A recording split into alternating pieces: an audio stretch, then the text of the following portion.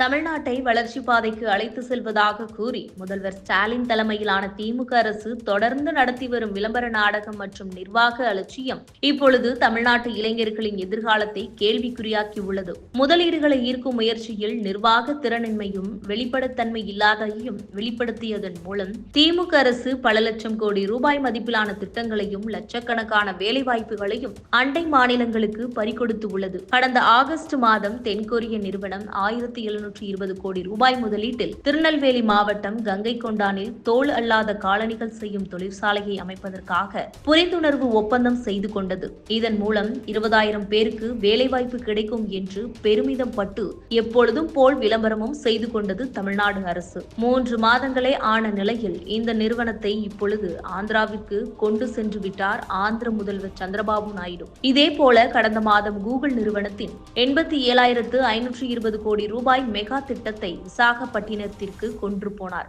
இந்த திட்டத்தை நம் மாநிலத்திற்கு கொண்டு வர தமிழ்நாடு அரசு முயற்சி கூட செய்யவில்லை. தமிழ்நாடு வளர்ந்த மாநிலம். இங்கே நிலம் என்பது மிகவும் அரிது. கேட்பவர்களுக்கு எல்லாம் அதை தூக்கி கொடுக்க முடியாது. வரப்போவது என்ன மாதிரியான தொழிற்சாலை, அது எத்தனை பேருக்கு வேலைவாய்ப்பு கொடுக்கும், அவை அதிக சம்பளம் கொண்ட வேலைகளா இருக்குமா போன்ற பலவற்றையும் ஆராய்ந்து பார்த்துதான் முடிவுகள் எடுக்க வேண்டும் இருக்கிறார் என்று தென்கொரிய நிறுவனத்தின் வெளியேற்றத்திற்கு காரணம் சொல்கிறார் தமிழ்நாடு தொழில்துறை அமைச்சர் TRB ராஜா. இதெல்லாம் அந்த நிறுவனத்தோடு புரிந்துணர்வு ஒப்பந்தத்தில் கையெழுத்து போடும்போது அவருக்கு தெரியாதா?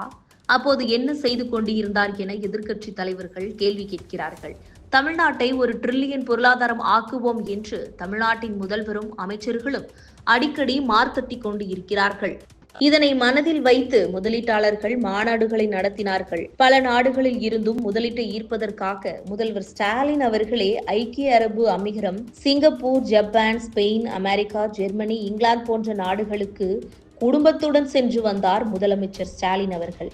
மேலும் திமுக அரசு அமைந்தது முதல் இதுவரை தமிழகத்திற்கு 10.62 லட்சம் கோடி ரூபாய் முதலீடுகள் ஈர்க்கப்பட்டிருக்கிறது. 922 புரிந்துணர்வு ஒப்பந்தங்கள் போடப்பட்டு 33.81 லட்சம் பேருக்கு வேலைவாய்ப்புகளை உறுதி செய்து இருக்கிறோம் என்று சமீபத்தில் பெருமிதப்பட்டார் முதல்வர் ஸ்டாலின் அவர்கள். TRB ராஜா இன்னும் ஒரு படி மேலே சென்று இதில் 77% நடைமுறைக்கு வந்துவிட்டது என்றார். ஆனால் இந்த ஒப்பந்தங்களில் 10% கூட நடைமுறைக்கு வரவில்லை என எதிர்க்கட்சிகள் குற்றம் சுமந்ததோடு இது குறித்து வெள்ளை அறிக்கையை கொடுக்கும்படி அரசை கேட்டார்கள். அதற்கு TRB ராஜா இவர்களின் வாயை அடைப்பது மாதிரி வெள்ளை அறிக்கை கொடுப்பார் என்று பார்த்தால் ஒரு வெள்ளை காகிதத்தை எடுத்து காட்டி இதுதான் வெள்ளை அறிக்கை என்று எதிர்க்கட்சி தலைவரை எகத்தாளம் செய்வதாக நினைத்துக் கொண்டு தமிழ்நாட்டு மக்களை எகத்தாளம் செய்கிறார். திமுக அரசு விளம்பர பலகையிலையும் சமூக ஊடகங்களில் மட்டுமே வெற்றிகளை காட்டுகிறது. ஆனால் உண்மையில் வேலை வாய்ப்புகளை உருவாக்க தவறி தமிழக இளைஞர்களின் எதிர்காலத்தை கேள்விக்குறியாக்கிவிட்டது.